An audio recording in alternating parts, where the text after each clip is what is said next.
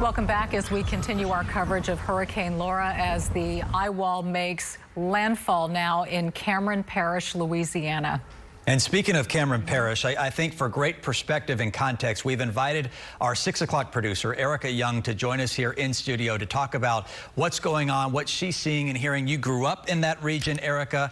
You have been here at the station since 12 o'clock noon. Bless your heart. I know you're ready to go home. Thank you for staying with us. What are your friends and family members telling you tonight? Well, we got a group text started early this morning. I mean, as soon as we heard the unsurvivable mention, like it got going. A lot of them have evacuated, which is kind of, it's unusual for Louisiana people. I'll just say that. I have family that went to Fort Worth. I have family that went to like just north and Lake Charles and north of Lake Charles. They're just saying, they're giving me, the people who are still in the area, just saying power outages, 25,000 power outages. Earlier in the text thread, it was like, it's just creepy out here, like that feeling you get when a storm is coming. It's creepy, it's dark. And then just wind gusts is what they're talking about now, just wind. But I think it's really important to, I'm glad that we're taking this track. We're saying, Frank has said this, Robert has said this, you know, Cameron Parish is getting hit. Like Lake Charles, yes, is going to get hit hard, but it's going to go over an entire parish first. Like this is like this is my hometown, Grand Lake, Louisiana, like where I went to high school, where, you know, and it's just going to go through there and basically flatten it. I mean, it's just going to, and a lot of people do stay. Like Justin, you were saying, you know, people down in Cameron, that's like the southernmost area there. Right. Oh, I don't doubt it. I mean, and they've been through so many before, and it just doesn't make sense. You know, they should know. In '57, Audrey went through there and killed hundreds of people. I mean, and these are, you know, descendants. They just should know. It's just stubbornness. I don't know. And I'm including my family. Have they said anything about the water? We're getting reports of a 7.5-foot surge into Cameron right now. No, no one I know is in Cameron Parish. They went north, now. right? I mean, they heeded the warning and they got out of there. Yeah, it was close. I mean, there were some, you know, I'm from a law enforcement family, so I've got like, my dad's a deputy. He stayed really late, closed the highway down, and then went north. I've got, pretty much everyone's left and gone as far north it's a good get. I have an aunt in South Lake Charles that's kind of worrying me. She did stay just in a house. And we're talking about houses that, you know, they're not really well built. I mean, this is like, these are old houses. Yeah. Same thing for like, so I grew up in Grand Lake, and that's a small town just about 10 miles north of Cameron. So, you know, it's going to get hit soon. You know, a house that I grew up in that my grandfather built with his own hands. Like it is an old house, you know. So, you know, I just worry about what that's going to be like. It's yeah. Erica, as a producer, and you've covered storms, but you're the one who's in our ear, you know, for people who don't know that. You're in the booth and you're writing and producing and calling the shots. You've seen these storms go through Cameron. Cameron's been leveled and it's had to rebuild.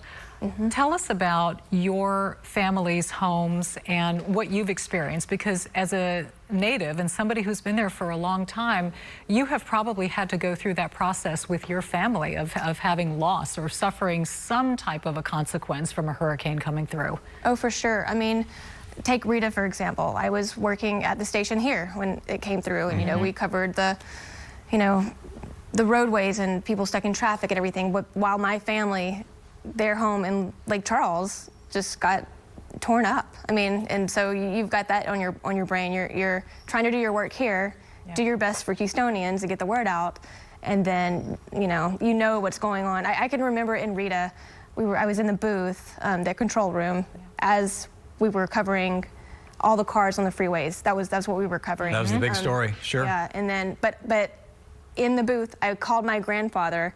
He was in his house in Lake Charles, in the interior bathroom. He's scared. I've never heard my grandpa so scared. And I was on the phone with him as it came through. And again, we're looking at these live pictures, and for context, everybody watching, this is Lake Charles, where, according to Justin, at last report, anywhere from 75 to 85 mile per hour sustained wind. Or are we talking gusts there? Gusts. At this point, so the wind's gusting that strong.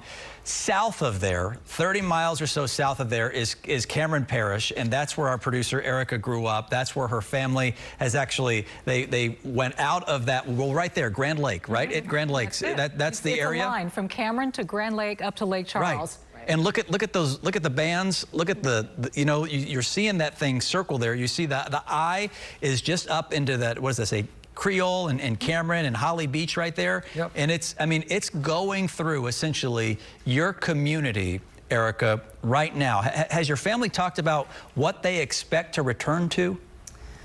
Well, one of my aunts I just spoke to on the text thread, you know, she just said, I'm scared I'm going to go back and my house isn't going to be there. Yeah. Like, I mean, just, and she is one of the deputies I talked about.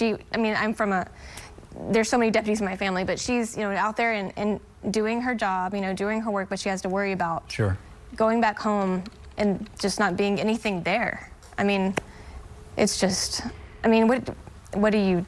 What can you say? What do you do? I know. It's a consequence of living in a coastal community, and I know that you can agree with this, being from Louisiana, but now working here in Houston. It doesn't matter where you are along the coastline, at some point you're going to be affected by it. And in the end, as painful as it is to be able to have to walk away from your home and come back not knowing what to expect, the most important thing in the end is that you have your life. Yeah. And that's the only thing that we can drive home here, is that it's about survival.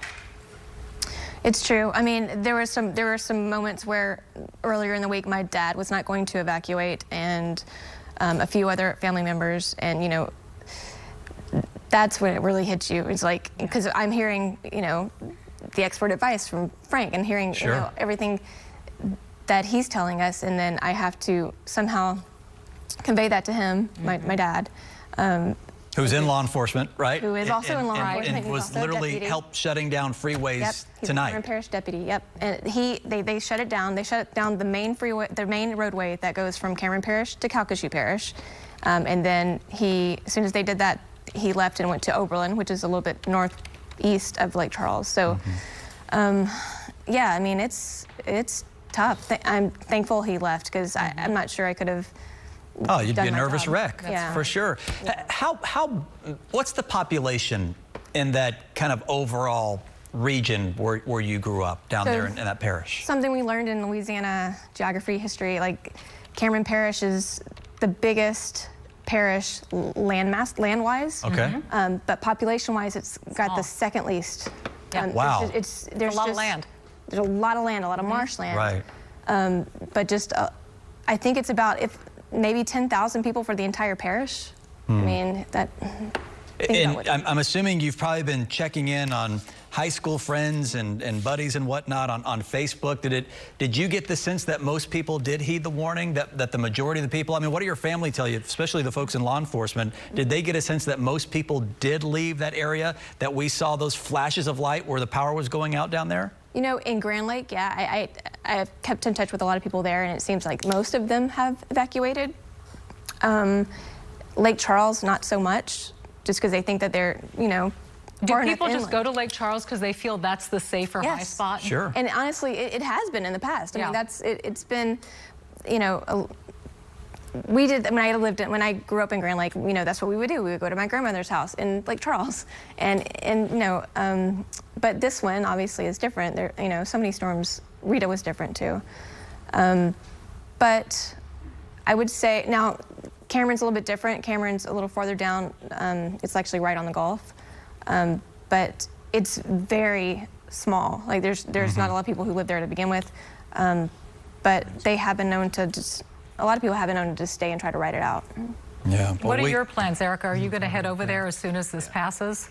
I will probably head back this weekend. Yeah. I'll be working for the rest of the week, but then just to help with the damage. You know, obviously I hope there's not damage, but a little bit worried about obviously the house I grew up in. Worried about my brother's house. He's in Westlake, so we're thinking that that's a little bit. Yeah, I mean, again, when you tell us that you know, your grandfather built the house.